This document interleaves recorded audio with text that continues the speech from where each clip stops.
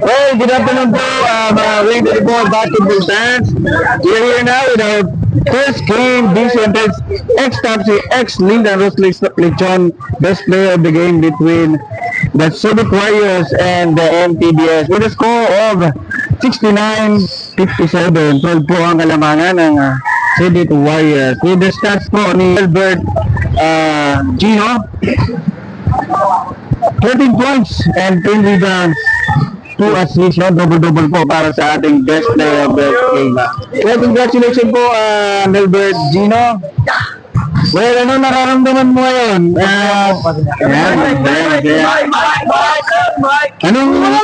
Anong naramdaman mo kanina during the fight against the NDDX?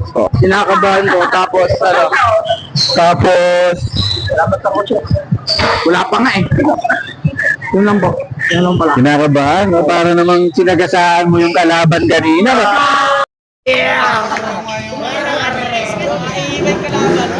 Well, ganito ba yan? Ano palang sinabi ni Coach Ramon Gaspar kanina para defense, ganun na lang hard work ng defense. Hard. Depensa, tapos yung mga play po, tapos pasangan. Yun o! Yun nga, sabi nga kanina ni Coach Mon, yun talaga naman daw ang baon din palagi tuwing maglalabang kayo. Depensa. Yung sinabi niya kanina, depensa ang baon.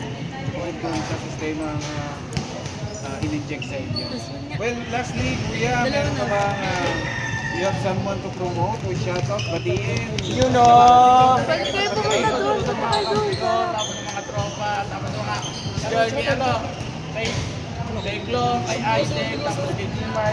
Yung pili pangalan ka, Orlos, ayun o, teka lang eh. Orlos, kayo sana. Orlos po, yun lang po. Well, once again, Kuya, congratulations po. Ayan. Our Dida, that's the best player of the game. Thank you all for watching this here